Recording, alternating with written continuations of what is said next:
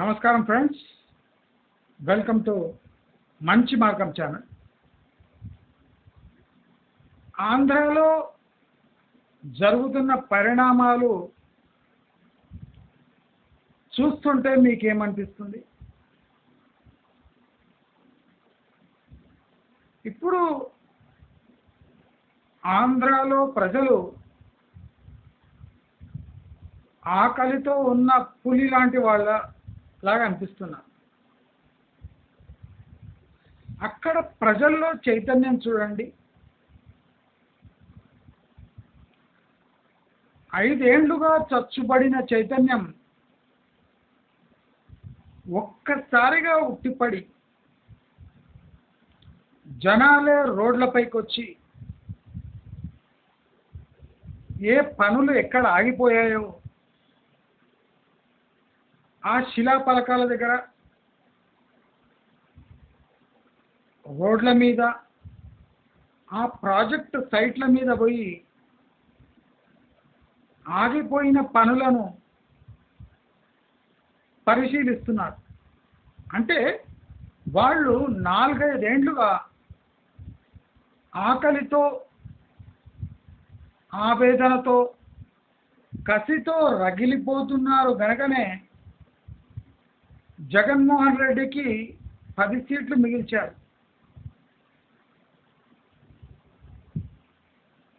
పెద్దిరెడ్డి రామచంద్రారెడ్డి కూడా vote split వల్ల గెలిచాడు, కానీ లేకపోతే పెద్దిరెడ్డి కూడా ఓడిపోయే దౌర్భాగ్యపు స్థితికి ఒక గవర్నమెంట్ పాలన అంటే అలాగుంది.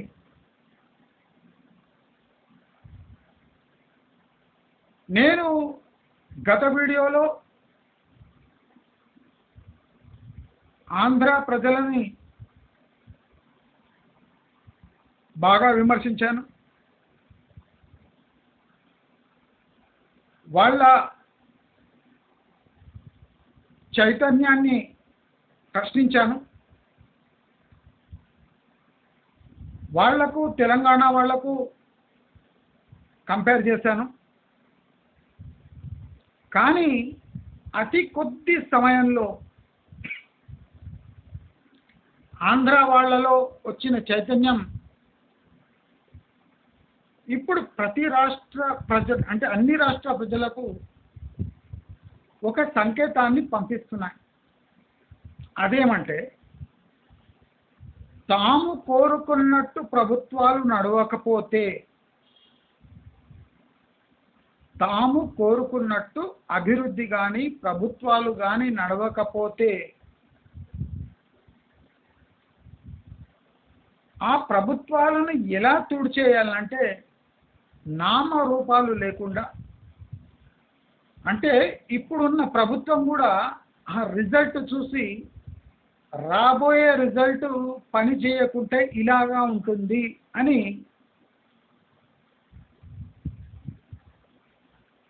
దేశవ్యాప్తంగా ఓటర్లకు ఒక సంకేతం ఇచ్చారు.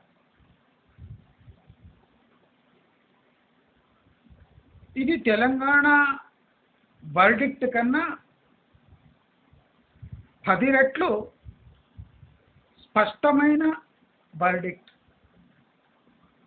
ఇప్పుడు బీఆర్ఎస్ పార్టీ హైదరాబాద్ రీజన్లో పుంజుకుంది అంటే ఇది తెలంగాణ వాళ్ళు వేసిన ఓటు కానే కాదు.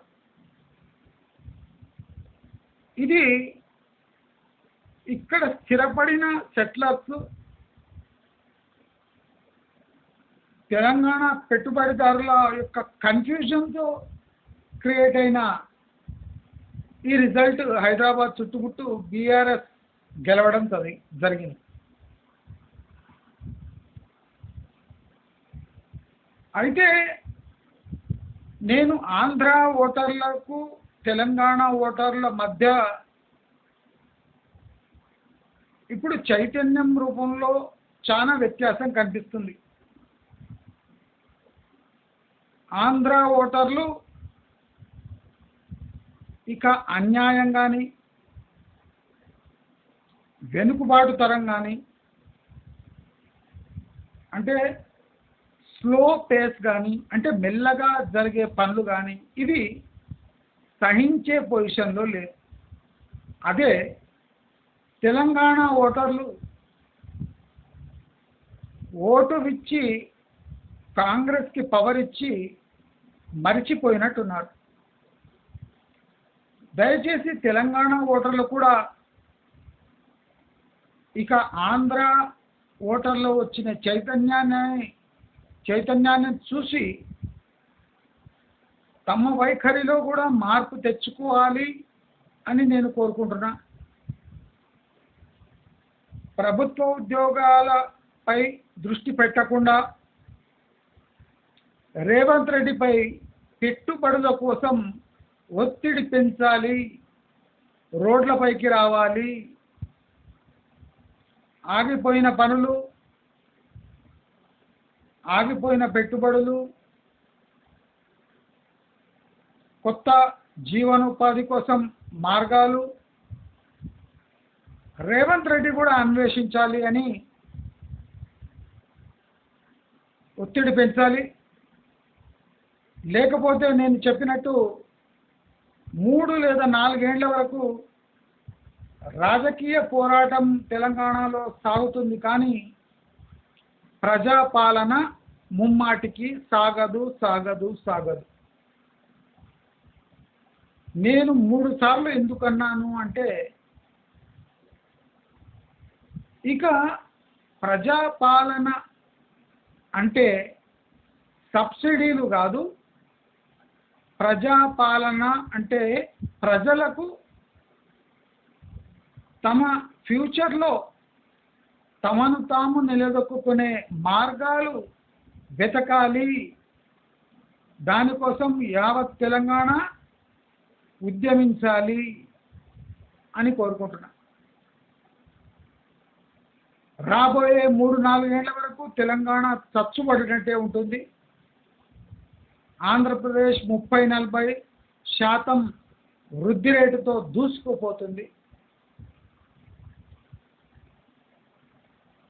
Average income levels of Andhra people అంత పెరగకపోవచ్చు.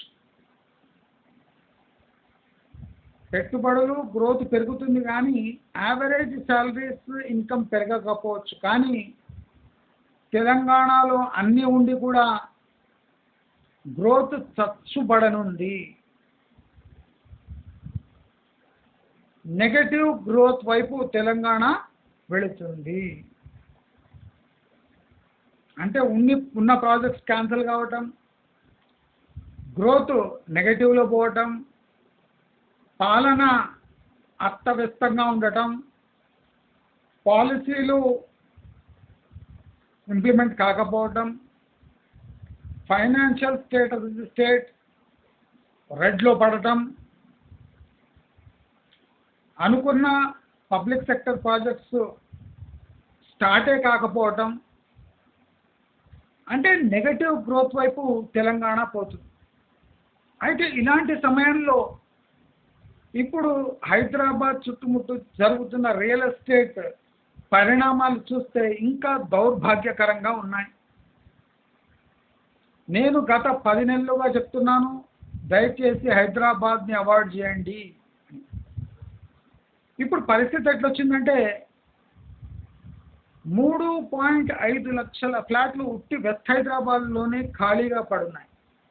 3.5 లక్షల ఫ్లాట్లు. అదిగాక మళ్ళీ ఇండిపెండెంట్ హౌసెస్, ఫార్మ్ హౌసెస్, ప్లాట్లు, పెద్ద ల్యాండ్ పార్సల్స్ ఖాళీగా పడి ఉండటం, ఇదొక వంతు. స్టాండ్ అలోన్ అపార్ట్మెంట్లు, అంటే ఆల్ ఓవర్ హైదరాబాద్ ఇప్పుడు పానిక్ లెవెల్ ఉంది. ప్లాట్లు కాస్త 30 లక్షల నుంచి ఇప్పుడు 15 లక్షల లోపే దిగొచ్చాయి 100 గజాలు. అంటే ఇదంతా గత 2 నెలలు జరిగిపోయింది. మీకు ప్లాట్స్ కూడా ఇప్పుడు హైదరాబాద్ చుట్టుముట్టు 20 లక్షల లోపే దొరుకుతున్నాయి.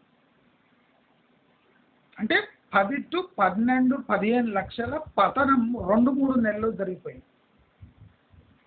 ఇది ప్రాక్టికల్ రేట్స్ వైపు కిందికి వస్తున్నాయి. ఎవరు కొనలేకపోయినరో వాళ్ళు అధైర్యపడవలసిన అవసరం లేదు. రాబోయే 6 నెలలలో తెలంగాణ వ్యాప్తంగా భయంకరమైన పతనం మీరు చూడబోతున్నారు. ఈ వీడియో నోట్ చేసి ట్యాగ్ చేసి పెట్టుకోండి. ఇప్పుడు హైదరాబాద్ రియల్ ఎస్టేట్లో భయంకరమైన పరిస్థితులు నెలకొన్నాయి. ఆల్మోస్ట్ శాంక్షన్ అయిపోయిన హైరైజ్ ప్రాజెక్ట్స్ మొత్తము ఈ డ్రాయింగ్ షీట్ మీదనే ఉండిపోయినాయి.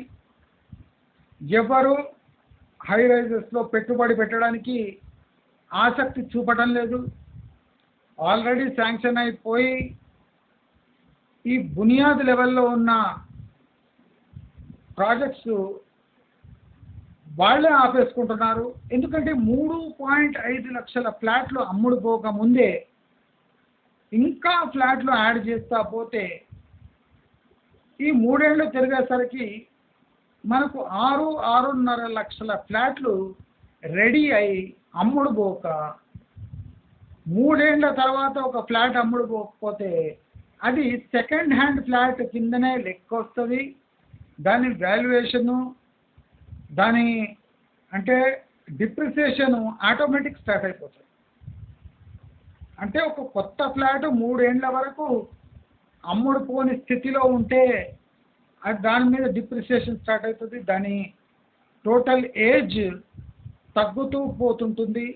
కనుక అతనికి commercial value and spot value తగ్గిపోతూ ఉంటుంది. ఇప్పుడు హైదరాబాదులో నేను 10 నెలలుగా చెప్తున్నా, దయచేసి గమనించండి.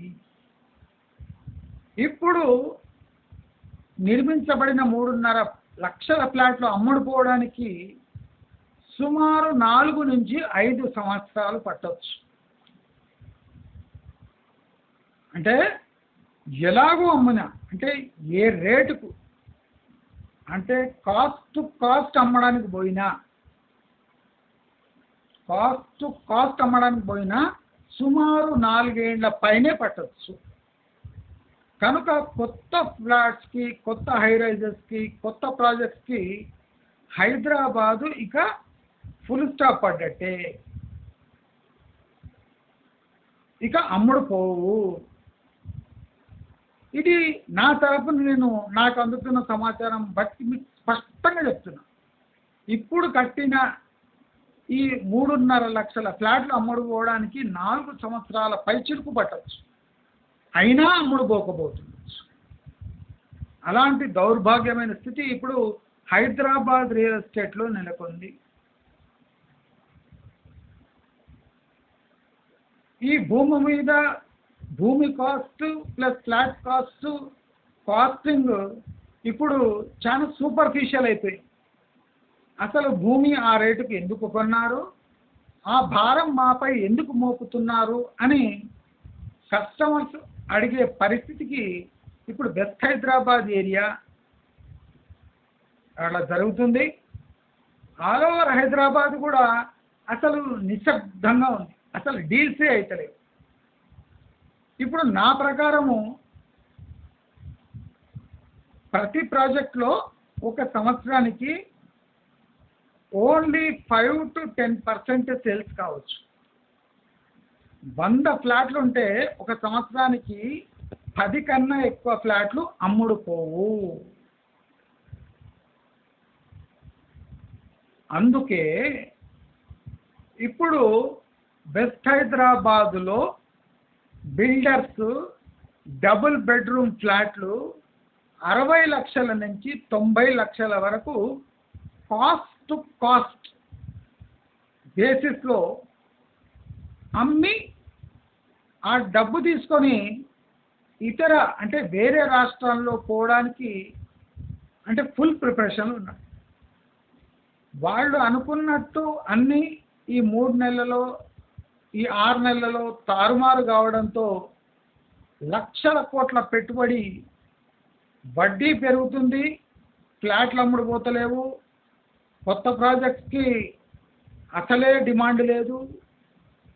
ఆ కొత్త ప్రాజెక్ట్స్ పై ఈ కొత్త కొత్త బిల్డర్లు వచ్చి ఇంకొన్ని కొత్త ప్రాజెక్ట్స్ నిర్మించడం వల్ల అసలు డిమాండ్ మొత్తం క్షీణించి ప్రతి నెల పెద్ద పెద్ద ప్రాజెక్ట్స్లో కూడా 1 లేదా 2 ఫ్లాట్ల అమ్ముడు అమ్ముడు అమ్మడం జరుగుతుంది. కనుక ఈ పానిక్ సిచ్యువేషన్ కంటిన్యూ అయ్యి విపరీతంగా తయారై ఇప్పుడు 60 లక్షల నుంచి 90 లక్షలు ₹1 ఎక్కువ పెట్టవలసిన అవసరం లేదు వెస్ట్ హైదరాబాద్. వాళ్ళ డబ్బు వాళ్ళ చేతికి చిక్కితే చాలురా నాయనా అని దండం పెట్టుకొని ఈ భూ రేట్లు పడపోకుండా ఉంటే ఆ మాత్రం కాస్ట్ అమ్ముకున్న డబ్బులు వాళ్ళ చేతికి వస్తాయి. లేదా మొండి పట్టుబడితే ఇప్పుడు ఆ కోకాపేట ఏరియా వెస్ట్ హైదరాబాద్లో భూ రేట్లు పడుతూనే ఉన్నాయి. విపరీతంగా క్షీణించిన భూ రేట్లు కింద అందుబాటులోకి వస్తే ఇప్పుడు కట్టిన హై రైజ్లు ఒక 50 నుంచి 30% నష్టాల్లో వెళ్ళిపోతాయి. కాస్ట్ కాకుండా 30 నుంచి 50% నష్టాల్లో వెళ్ళిపోయి ఏండ్లకు ఏండ్లు ఈ ఫ్లాట్లు అమ్ముడుపోక టోటల్ హైదరాబాదు సర్వనాశనమయ్యే ఆశంకాలు 99% ఉన్నాయి. 99%. చాలామంది వెంచర్ వాళ్ళు ఈ హై రైజెస్ స్టాండ్ అలోన్ కట్టిన వాళ్ళకన్నా చాలా మంచి పొజిషన్లో ఉన్నారు. భూమిపై చేసిన ఖర్చు తప్ప వాళ్లకు ఈ కన్స్ట్రక్షన్ కాస్ట్ చాలా తక్కువ కనుక వాళ్ళు ఒక 2-3 ఏళ్ళు ఆగితే వాళ్ళ డబ్బు వాళ్లకు ఒక 10% 20% ప్రాఫిట్తో బయటపడే సూచనలు ఉన్నాయి. కానీ ఈ కన్స్ట్రక్టెడ్ ప్రాపర్టీస్కి ఇక మరణ మృదంగమే. వీళ్లకు ఎస్కేప్ రూట్లన్నీ బంద్ అయిపోయినాయి. గత 10 నెలలుగా నేను హెచ్చరిస్తున్న బిల్డర్లను కూడా హెచ్చరించిన, ఒరే ఇది ఇన్ఫ్లేటెడ్ గ్రోత్, బబుల్ గ్రోత్, ఇది ఒక పార్టీ తెచ్చిన మోసపూరితమైన గ్రోత్, దీన్ని పట్టుకొని ఊగకండ్రా అని చెప్పిన. అయితే నీవెవరు, బొచ్చుగానివి గచ్చుగానివి అన్నాడు. ఇవాళ అయిపోయింది, మీరు అప్పులో కూరుకుపోయి మీరు కూడా ఏ ఇంగ్లాండ్కో అమెరికాకో పారిపోయే దుస్థితి మీకు ఇవాళ ఉంది. దీనికి కారణం మీ ముందు చూపు లేకపోవటం, ఆరోగెన్స్ అంటే అహంకారము, మూర్ఖత్వము అంటే ఫూలిష్నెస్, సమయస్ఫూర్తి లేదు, టైమింగ్ తెలియదు. ఏ పార్టీని పొలిటికల్ అంచనా వేయడంలో పెద్ద పెద్ద బిల్డర్లే ఫెయిల్ అయ్యారు. నేను చెప్తున్నా బీఆర్ఎస్ పోతుంది, వినలేదు. బీజేపీ పుంజుకుంటుంది, వినలేదు. కాంగ్రెస్ బొటాబొటిని గెలిచింది. అంటే ఇప్పుడు ఏ విషయం తీసుకున్నా రియల్ ఎస్టేట్కి అనుకూలంగా తెలంగాణలో లేదు. ఇప్పుడైనా ఏదైనా మిగిలితే అది సర్దుకోండి. నేను చెప్పిన వెస్ట్ హైదరాబాద్లో జనాలు మీరు పెట్టిన డబ్బులు వస్తే మీరు ఫ్లాట్లు తెగనమ్ముకోండి, 40% క్షీణత ఉంటుంది. టీడీపీ గవర్నమెంట్ అక్కడ వచ్చిందంటే మీ పని అవుట్ అని చెప్పినానా లేదా? ఇప్పుడు మీరు ఆంధ్రాలో వచ్చిన చైతన్యం చూసే చాలు. మీకు ఆంధ్ర జనాల్లో వచ్చిన చైతన్యం చూస్తే మీకు ఉత్సపడాలి, టాయిలెట్కి పోతే మీరు బయటికి రావద్దు. అలాంటి దుస్థితి మీది. గత 10 నెలలుగా చెప్తున్నా. నేను ఆంధ్ర వాళ్ళకు కూడా నేను హెచ్చరించిన, ఈసారికి మీరు మళ్ళీ లాస్ట్ టైం రిపీట్ చేసినట్టే జగన్మోహన్ రెడ్డిని ఎన్నుకున్నారంటే మీ పని మటాష్, తెలంగాణకు 20 ఏళ్ళ వెనుకబడిపోతారు. కానీ ఆంధ్ర వాళ్ళు త్వరగా మేలుకొని చైతన్యవంతులై డబుల్ చైతన్యంతో ఉత్సాహంతో అందరూ బాగా కాల్చిన ఎర్ర కడ్డీలు పట్టుకొని దొరికిన పిర్ర మీద ఎర్ర సంతకాలు పెట్టి నా కొడుకులను ఇంకోసారి ప్రజలతో ప్రజా నాడితో ఆడుకుంటే ఎలా ఉంటుంది అని మంచి రుచి చూపించారు. అసలు ఇప్పుడు ఆంధ్రాలో జరిగిన ఓటింగ్ సరళి తెలంగాణ ప్రజలకు ఒక ఆదర్శ ప్రాంతంగా అయింది. అంటే ఎన్నుకొని పక్కకు పడేస్తే కాదు, ఆ పొలిటికల్ పార్టీలో చైతన్యం తెచ్చి పని పని మొదలు పెట్టాలి. ఇప్పుడు రేవంత్ రెడ్డి కథల కోసం వెతుకుతున్నాడు. అంటే ఇంకా ఒక సంవత్సరం వరకు ఇలాగే కొనసాగిద్దాం అనే ఒక ప్లాన్లో ఉన్నాడు. దయచేసి అందరూ మేల్కోండి. కానీ మీ మేల్కుంటూ మళ్ళీ బీఆర్ఎస్ పార్టీ వైపు మీరు మొగ్గు చూపారు అంటే మళ్ళీ దోపిడీదారులు వచ్చి సింహాసనం ఎక్కినట్టే. కనుక రేవంత్ రెడ్డిని ఇప్పుడు చూడండి, చంద్రబాబు నాయుడు గద్దె ఎక్కకన్నా ముందే అక్కడ పోలీస్ వాళ్ళు సచివాలయాన్ని ముట్టడించి ఫైళ్ళు దొంగతనం కాకుండా చూసుకున్నారు. కానీ ఇక్కడ చూడండి, అన్ని హార్డ్ డిస్క్లు మాయము, ఫైల్స్ మాయము. అయినా రేవంత్ రెడ్డి కేసీఆర్ని ముట్టుకుంటలేడు. మీరు జాగ్రత్తగా గమనించండి. ఎందుకంటే రేవంత్ రెడ్డి ప్రజాస్వామ్యయుతంగా పోవడం ఇష్టం లేదు.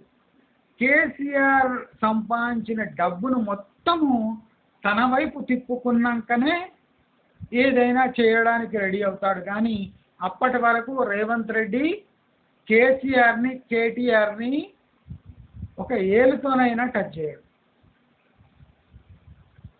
రేవంత్ రెడ్డికి బీఆర్ఎస్ ఆస్తులు కావాలి అంటే ఇక్కడ పంచుకోవడానికి పవర్లో వచ్చారు, అక్కడ పంచి కొట్టి పవర్లో వచ్చారు. ఇది డిఫరెన్స్ చూడండి. ఇప్పుడు తెలంగాణ వెనుకబాటుతనానికి ఇప్పుడు పొలిటికల్ పార్టీని రెస్పాన్సిబుల్, అదే కాంగ్రెస్ పార్టీ.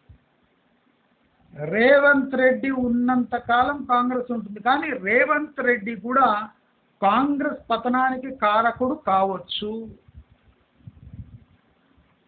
తాను ఆడుతున్న మాటలు నీటి రాతలు అని రేవంత్ రెడ్డి ఈ 150 రోజుల పైచిలుకు పాలనలో మనకు తెలుపుతున్నాడు.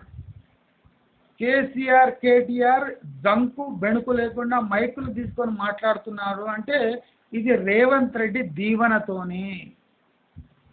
రేవంత్ రెడ్డికి బీఆర్ఎస్ పార్టీ వాళ్లకు డబ్బుల డీలు కుదిరినాకనే ఇక పాలన మొదలవుతుంది. ఇప్పుడు రేవంత్ రెడ్డి సర్కార్కు బీఆర్ఎస్ పార్టీ వాళ్ళు కబ్జా చేసిన భూములు తమ పాలు కావాలి, వాళ్ళు సంపాదించిన బ్లాక్ మనీ తమకు కావాలి.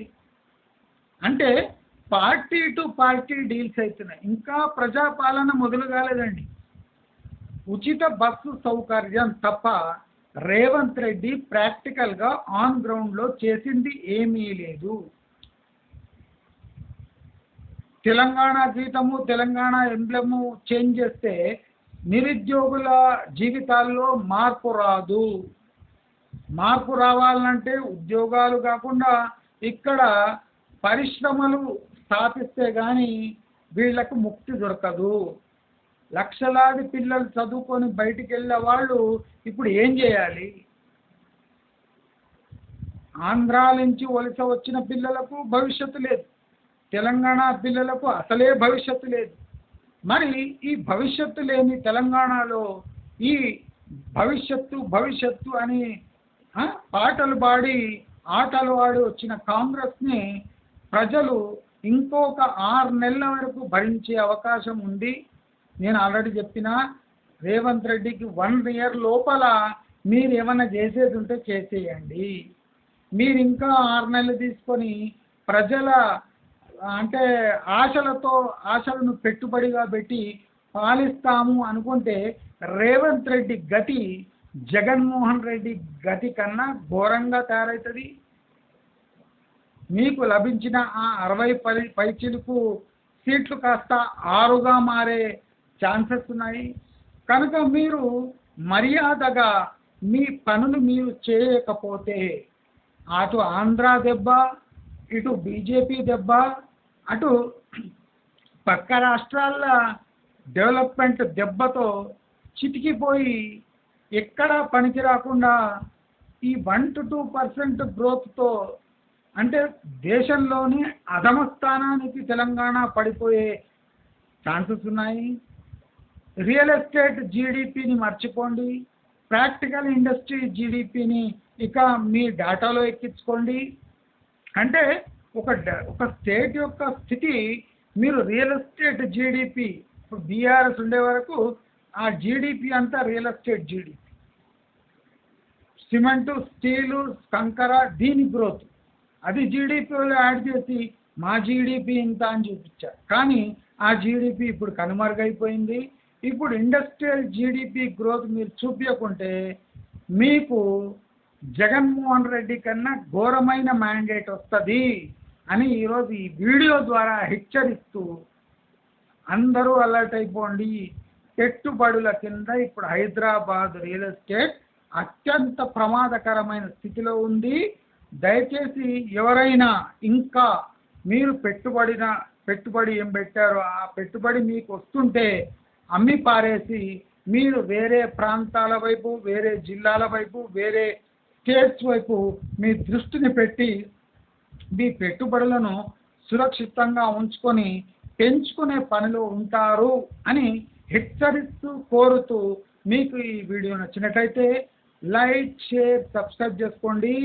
దయచేసి వెస్ట్ హైదరాబాదులో డబుల్ బెడ్రూమ్కి ఇకపై 60 నుంచి 90 లక్షల మధ్యలో ఏమన్నా దొరికితే పెట్టుబడి పెట్టండి. దానిపై ఒక్క రూపాయి ప్రస్తుత పరిస్థితిలో చెల్లించడం అవసరం లేదు. 6 నెలలు ఆగితే మీకు వెస్ట్ హైదరాబాదులో 60 లక్షలకు ఫ్లాట్ దొరికే అన్ని ఛాన్సెస్ ఉన్నాయి, అంటే బాగా ఛాన్సెస్ ఉన్నాయి. ఈ విషయాన్ని మీరు గమనించి గుర్తుపెట్టుకొని మీ వాల్యుబుల్ డబ్బును అంటే సంవత్సరం వరకు ఎలాగూ మెయింటైన్ చేసి సంవత్సరం తర్వాత మీరు పెట్టుబడులు పెట్టడానికి ముందుకెళ్తారని, లాభపడతారని, సురక్షితంగా ఉంటారని కోరుకుంటూ నా ఇతర ఛానళ్ళు అంటే ల్యాండ్ నూడిల్ అనే ఇంగ్లీష్ ఛానల్ లింక్ ఇస్తాను. అదే కాకుండా ట్రైమ్ మై టీవీ అనే నా ఇంకో ఛానల్ లింక్ కూడా ఇస్తాను. దయచేసి ఈ 2 ఛానళ్లకు మీరు సబ్స్క్రైబ్ చేసుకుంటారని కోరుకుంటూ నమస్కారం.